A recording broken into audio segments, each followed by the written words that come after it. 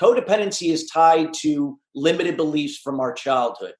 And when they go unresolved, they play out in everything that we do, our communications, our actions, our level of confidence, our level of self-esteem, how we communicate with one another, how we relate to one another, and how we either take charge or we don't take charge. In this case, we're not taking charge because we're waiting for someone to do that for us. Interdependent means the direct opposite.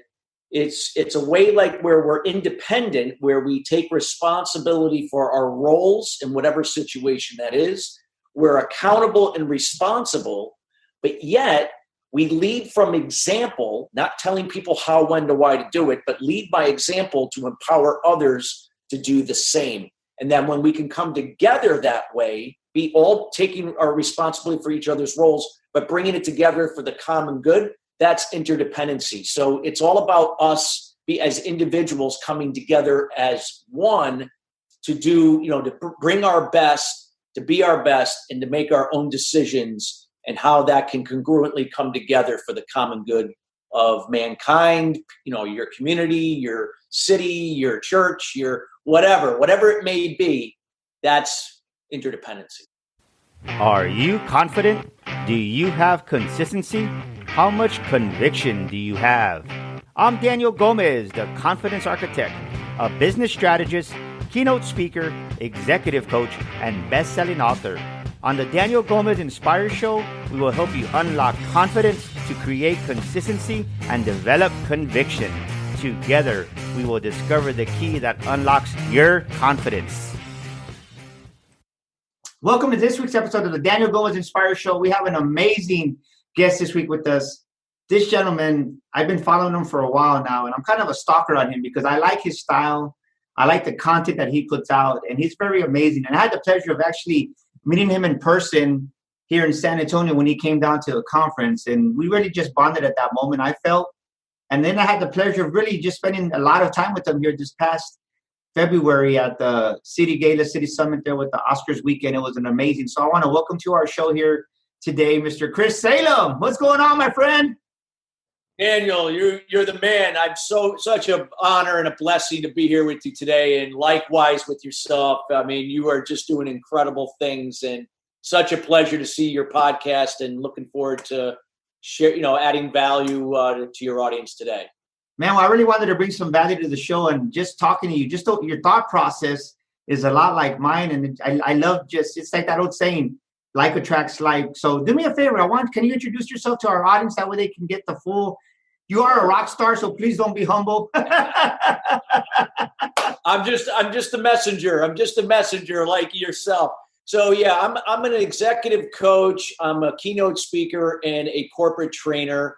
As a coach, I work with individuals and helping them to become trusted advisors in their business. So why they do what they do versus what they do.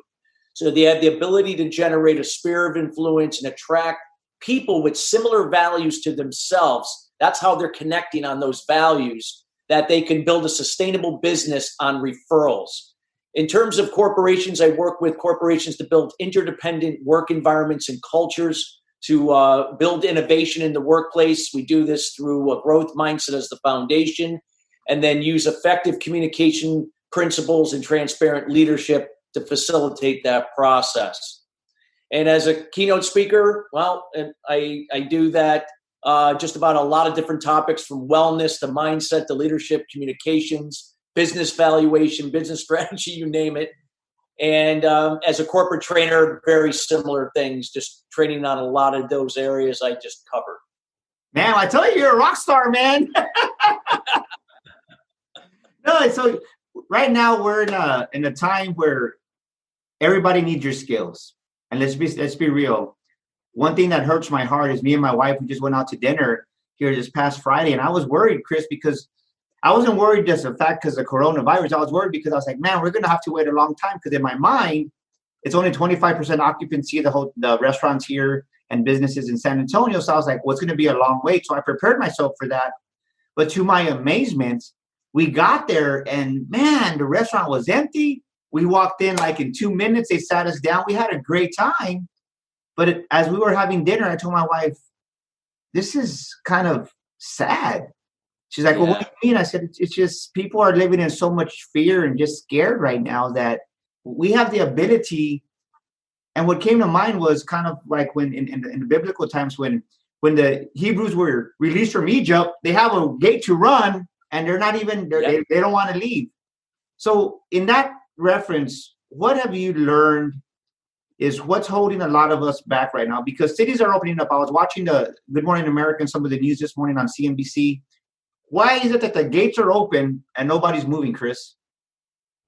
Well, I think it comes back down to it's fear, right? So fear is something that gets triggered by a situation, but it goes deeper than that. That fear goes way back to childhood. So again, a lot of times these fears are just magnified by, are triggered by the situation, but are magnified what has happened in the past.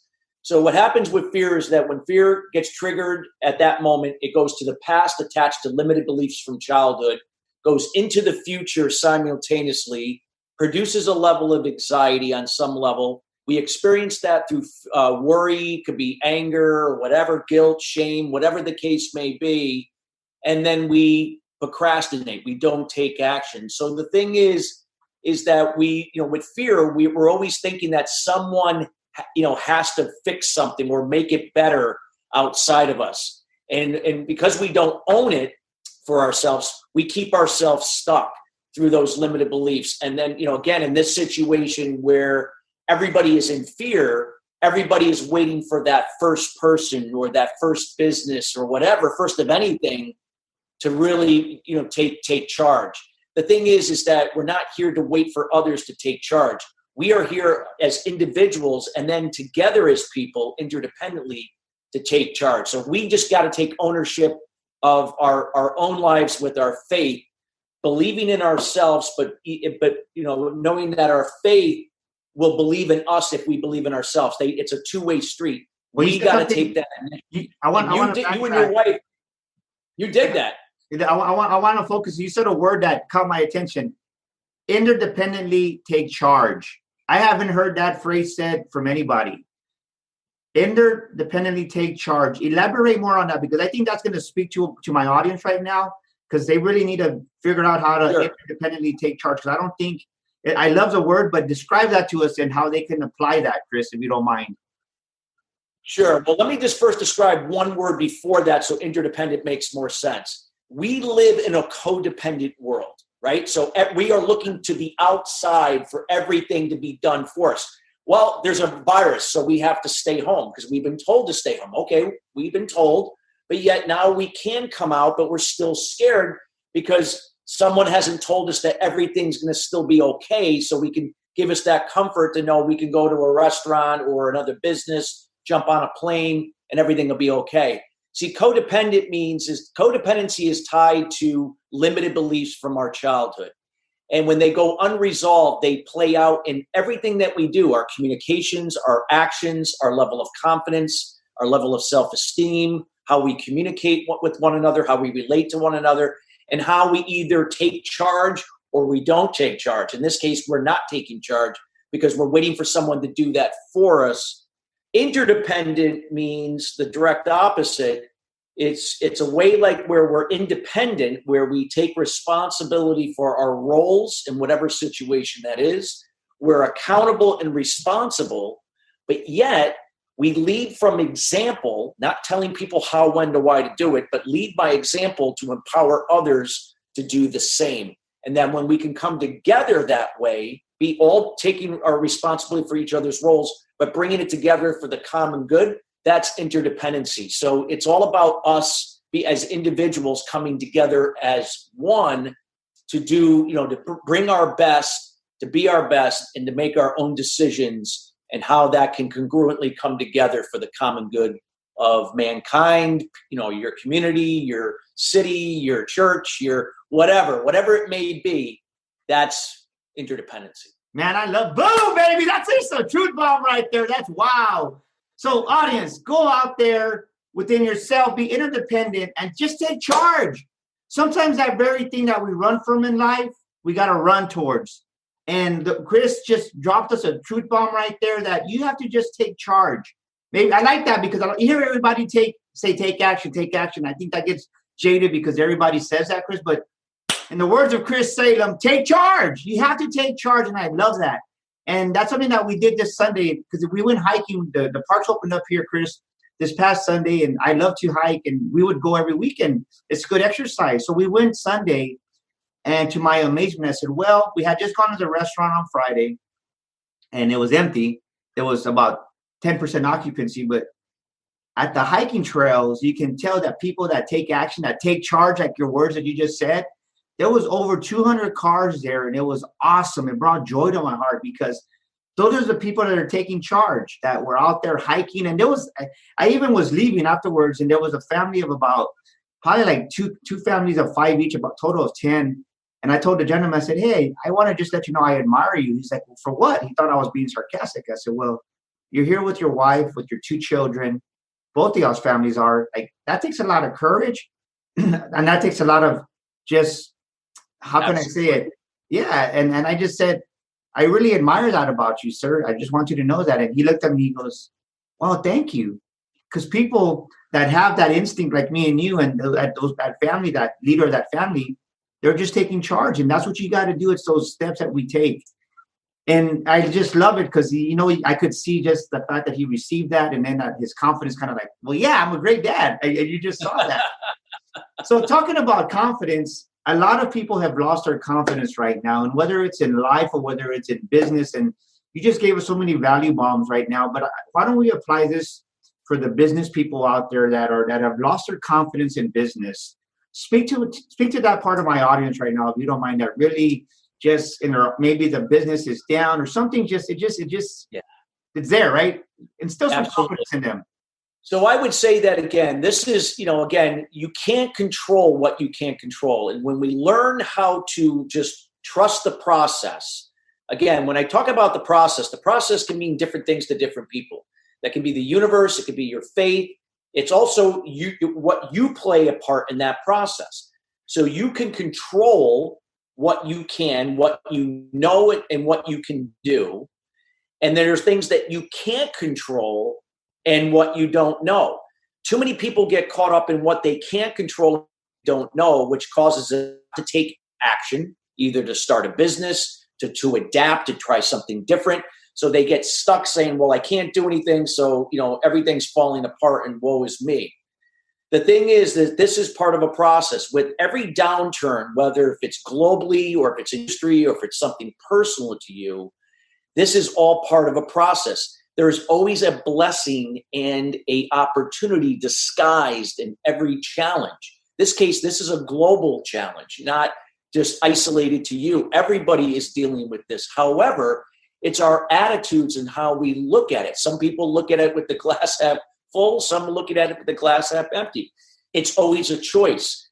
But if your confidence, and you're not where you want to be, it's not a reflection of you. It's only going to be a reflection of you if you choose to continue to buy into why things aren't working, why life isn't the way you would like it to be right now, instead of just looking at it as, hey, this shall pass, and I am adapting to whatever I can do within my power and letting go of the rest and trusting that I will leverage my strengths to the best of my ability and have the right attitude with gratitude to keep moving forward in the moment. So that's the way to kind of keep that confidence going and trusting the process, knowing that new ideas, new innovations, new ways of doing things will reveal itself if you trust the process, but be present through meditation, through prayer, whatever the case may be that works for you in order to allow that to happen. You cannot force it.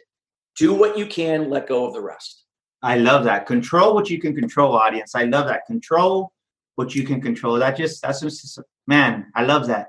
So I want y'all to hear what Chris said, is that the moment you let go is the moment things get easier for you, because I think about the harder you try to hold on to something, it builds tension, it builds frustration.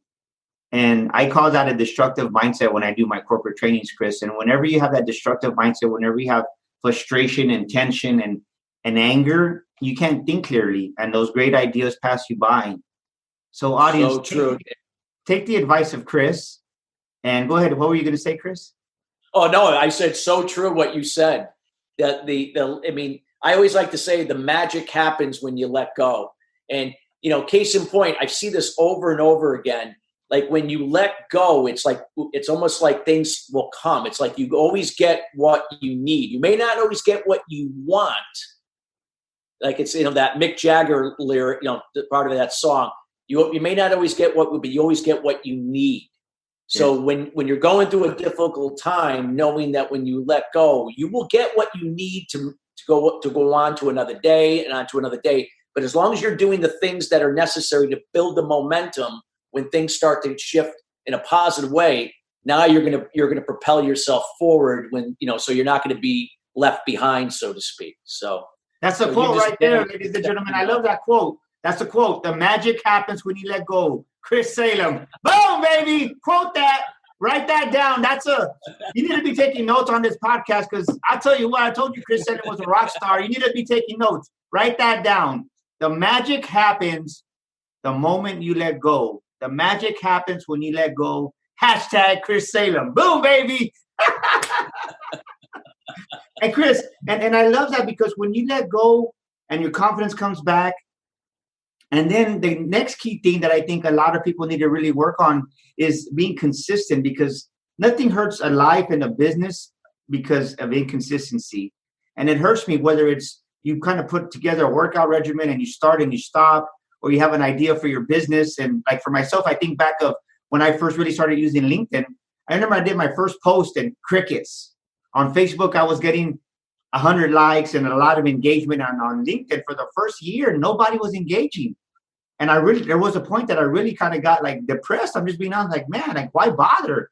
And I almost just said, let me just deactivate this LinkedIn account. And I think that just revealed some just selfishness on my part because it wasn't being mature, but I was really discouraged. But I realized the more consistent I was, little by little, I had more followers on LinkedIn, and now a big portion. You're the king on LinkedIn. I'll tell you right now. You got a lot of people engaging your content, and I love reading your content. And you and I being in the same LinkedIn influencers groups, I just always love when I see your stuff pop up. So talk to us about that, because I've been there, like I said, and it's funny because but LinkedIn's a big platform that you can get a lot of business if you use it correctly. So somebody that's been in my case, I wanted to give up.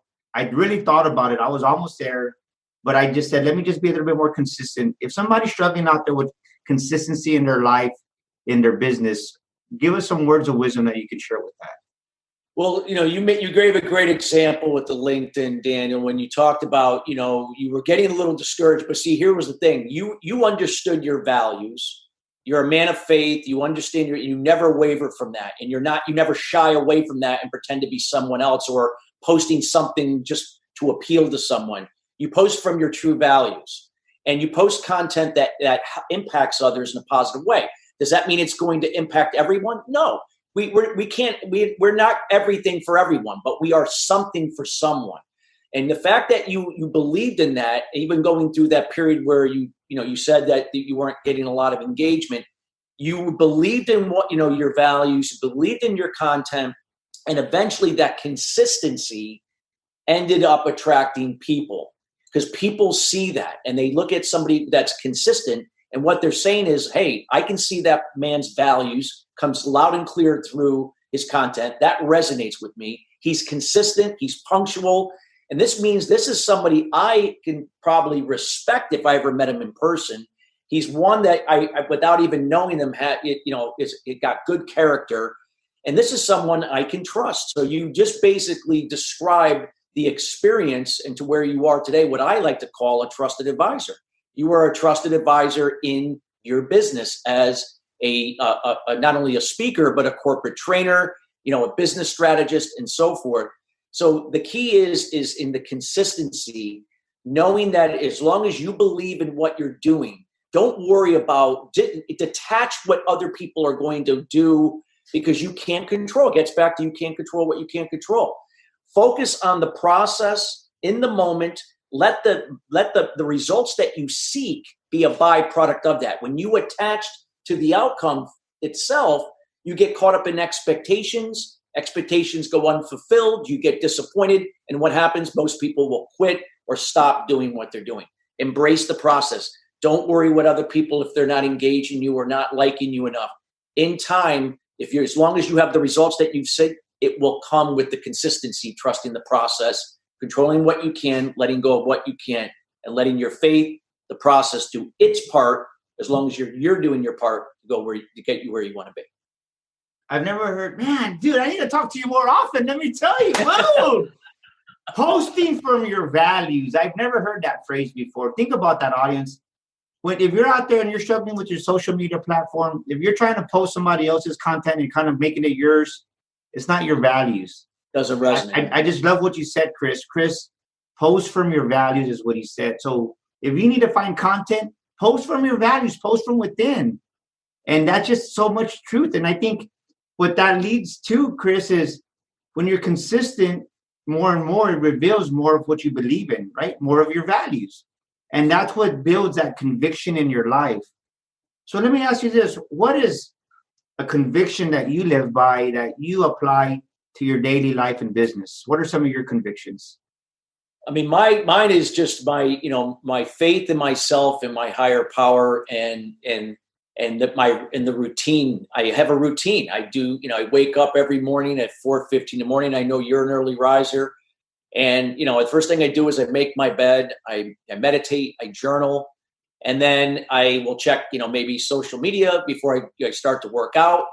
Then I work out, come back, shower, eat a healthy breakfast, check social media, read out of a chapter or two out of a book, and then look over my goals and then start my day and go from there. So it's that routine that which at the beginning was discipline. So in order to develop a pattern or a routine that serves you, that will eventually impact others through your example to help them, has to be through that discipline. And then it becomes a pattern.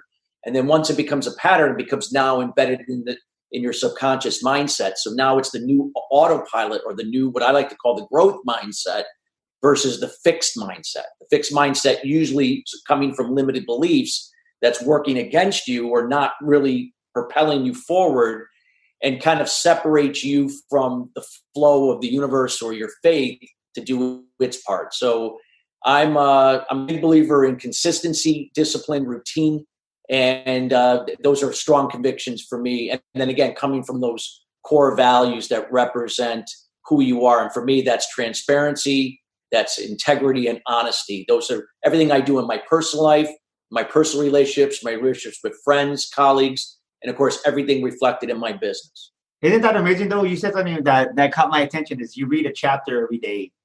And audience, if you're not reading, you're not growing, you're not learning. You need to read. And what came to mind when you said that, Chris, it's amazing to me how out of the blue, you're reading something, and all of a sudden later on that day in your training or in that coaching session, it's like, I just read this morning. It applies to what we're talking about. Isn't it amazing how that happens sometimes?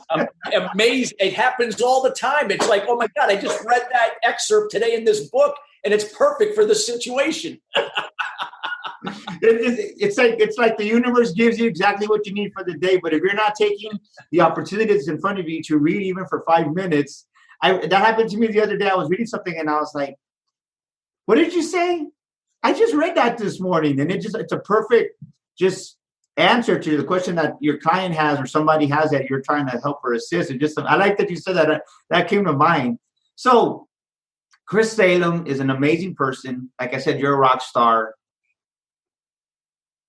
Something separates Chris from everybody else, from the masses. And there's a word that I use for that, is distinctive. What makes you distinctive, Chris? I would say, for me, Daniel, it's always about transparency. I'm a human being just like everyone else. And I've gone through my shares of struggles and tribulations and setbacks and challenges. But it was all part of the process, because I couldn't be the man I am today. I can't be the husband that I am today, the father that I am today, a leader in my community today, if I had not gone through those struggles. Were those struggles, at a time when I was going through those difficult periods, was that who I was? if I chose that to be, yes, but it decided that that's not what I was. But I had to find out the negatives before I could experience the positives and develop a process that would allow me now to operate within a solution rather than a problem. So even when things don't go right or you have setbacks, you don't look at it as a problem. You look at it as part of the process, because it's going to take me to even a greater place by going through this, because I'm going to learn something to do something different that's been holding me back. And it's the same thing that, everybody in this world has that same capability. No one is different from you in that regards. If you're a movie star, you're a sports star, you're, a politician, we are all human beings. We all bleed red, right? So it's just, again, it's how we can carry ourselves through character and through the respect of others. And, transparency to me is that one trait that really, in my opinion, separates not just me, but just anybody in this world, that empowers others to do the same. Man, I love that. I love that. So you said the word you said the word struggles. So let me ask you this. In Chris Salem's life, what is the biggest challenge you've had, and what did you learn from it? The biggest challenge you've ever had in your lifetime, and what did you learn from that? Oh God, I've had lots of them. And I would say that the biggest challenge, for me was when I was an addict for 12 years. I was addicted to alcohol, drugs. I had a sexual addiction, and it wasn't really the addiction itself. At least I thought that was at the time. Mine was really the addiction to the need for validation from others. And I experienced that through anger. So because when that validation didn't happen, or it was not to the level I expected, because I lived my life from expectation, it would just be disappointing. I would get angry. And when I got angry, I would escape and medicate through, alcohol, drugs, sex, and so on. So the struggle for me was to know that I didn't need to be validated by anyone anymore. Matter of fact, I didn't even need to validate myself, that I could just be who I am and begin to focus on the things that I'm good at and accept the things that I'm not. But instead of trying to continue to try to improve the things I'm not, I said, I'm going to improve the things that I'm already good at, so I can add more value to others as a way. And if I can come together with other people interdependently, where our strengths and weaknesses offset one another, then together we can do bigger and better things for the world. And so again, it gets back down to that: control what you can, let go of what you can't. And that was a process for me to overcome. And, a turning point for me with that, when this all happened, was, even though I had 2 near-death experiences in my 20s, that was not the wake-up call. For me, it was my father, when he was diagnosed with cancer at the age of 56, and he had passed 4 months later. Matter of fact, this past Saturday was his birthday. He would have been 77. He was 21 years as of last Saturday that he passed on. But that was the turning point for me, because I remember my dad looking at me. He couldn't talk to me because he was, under morphine at the time, and he was dying. But I remember him looking at me: don't live the life that I lived. Don't just chase the almighty dollar for the almighty dollar. If I could turn back the clocks of time, I would do it all over again. Put family first, put your values first. And it was like something, like it was telepathic. I don't know if, it was, again, something going on, but that was the wake up call for me. And I didn't know what I was going to do to fix it. I didn't know how I was going to change. I just knew that at that point I was going to accept where I was at. And then I was going to make a commitment to a process that I didn't know what that was yet, to go about healing and resolving the problem, and then creating the solution. So everything reflects on what we're talking about here, everything that I teach with mindset, and everything that was in my book, and so on. Man, you just touched my heart. You just meant, wow. Ladies and gentlemen, if you've been thinking about starting a podcast and you haven't had the courage to do it, you need to do it, because I've known Chris for a while now. And man, he just brought back a lot of emotions within myself. Because you were describing me, man. Yeah. I had a lot of anger issues when I had a lot of anger. I was my dad was not present in my life, and I had a lot. My dad was the root cause to my limited beliefs, but I had to forgive him. And when I forgave him, it wasn't my dad in itself. It was just what I observed that triggered those limited beliefs in me. And then I realized that my dad had his own limited beliefs. He could only be what he was. He could only give what he had. And so how could I expect more because he didn't have it? He didn't get it from his father. And I would have repeated the same patterns with my son had I not changed. So the gift, my dad ended up giving me the greatest gift ever for all those years that went by that we never bonded and we never did anything. It was that one moment in his dying, when he was dying, that it was the greatest gift because it turned my life, and not only my life around, but it impacted everyone else that is close to me. And it wouldn't, because that was the moment that I decided to change. So it was an epiphany. Man, you just said something that's, I don't know who's listening to this podcast, but that message is for someone right now. You have anger towards your dad. And what Chris just said, to change it up, to make it literally be a little bit more understandable, is he had unforgiveness towards his father, but what he did is he forgave him because he loved his dad. He just didn't like the things his dad did, and he realized that his dad couldn't give him something that he didn't have within himself. Absolutely. So if somebody's listening right now and you've been having talked to your dad in a year and 5 years and maybe even 10 years, I think it's time you call your old man and tell him, Dad, I love you. I forgive you of the things you did because all you did was what you knew what to do. And man, you're making me cry here, Chris, man, because I'm thinking of my dad. Oh, I've been there, Daniel. I've been there. I know, man. That's why you and I connect well. Look, because I don't have much pictures on my desk, but I have a picture of me and my old man.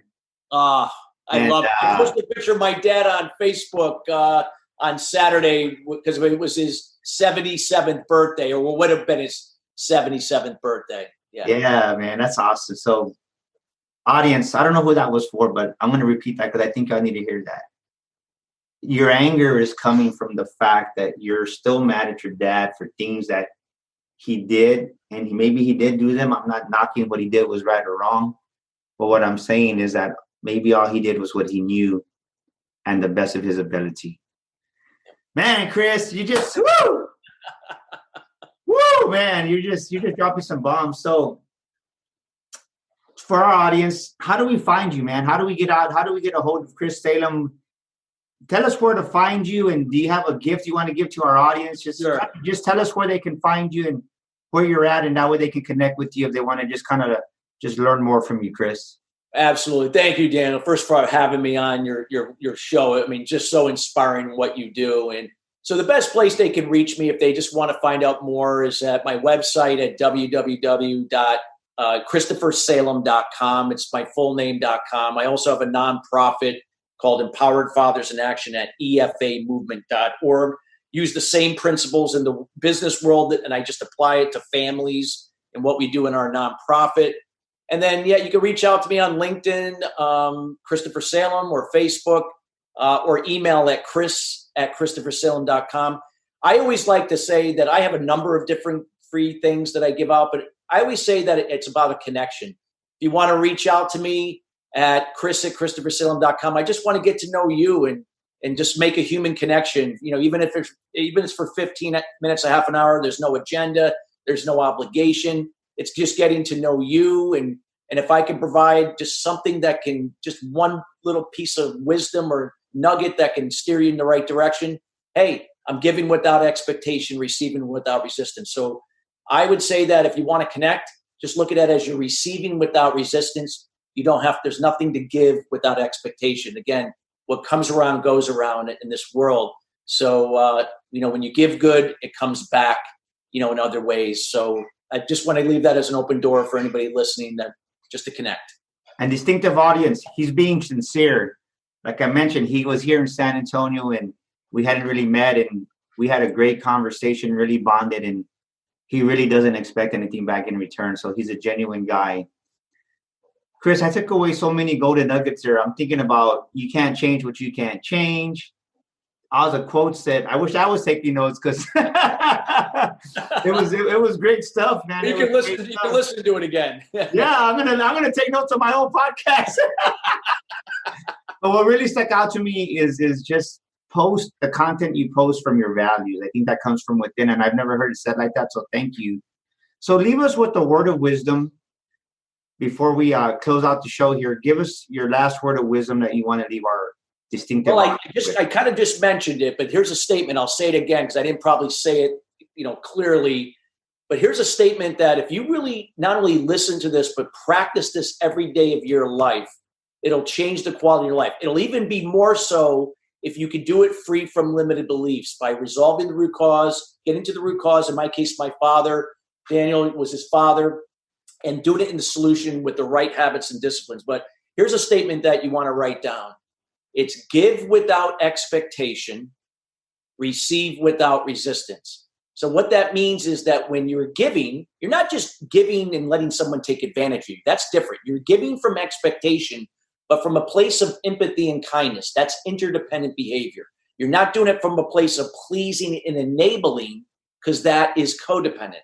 So you give without expectation and you receive without resistance, meaning when it comes back to you, maybe not from the source you gave, but from some other place that you didn't anticipate, you don't reject it and say, well, I didn't do anything. You don't have to give me anything. You receive, because that is the flow. That is the universe. That is God. That is whatever your faith is doing its part, because it does its part with you. We are all one in that regards. So when you break that flow, you're not only denying yourself, but you're denying the person giving it to you. And you're denying, in this case, other people that could be very close in the vicinity of where you are. It's energy. So again, just look at it from if you were a physics person, or if you understand physics on any level, and tying that with faith. Give without expectation, receive without resistance. Energy, faith together. I love that. Wow, man. And it's amazing you say that, because many people can't receive. And I think I love the way you say that. You receive without resistance. That's pretty powerful. So, well, what an amazing show we had this week. Thank you so much for being with us once again, Chris, and distinctive audience. That's a wrap, and we'll see you next week. This is Daniel Gomez, and thank you so much for tuning into our show today. We'd love your feedback. Please drop us a comment, and thank you for leaving us a review. Don't forget to subscribe to our show and share this episode with a friend. And my free gift for listening to our show today is a copy of my best-selling book, You Were Born to Fly. To get your free copy, go to DanielGomezInspires.com and get your copy today. That's DanielGomezInspires.com. And to elevate your life and business even more, follow me on social media at Daniel Gomez Inspires on Facebook, Instagram, Twitter, and YouTube. Together, we will discover the key that unlocks your confidence.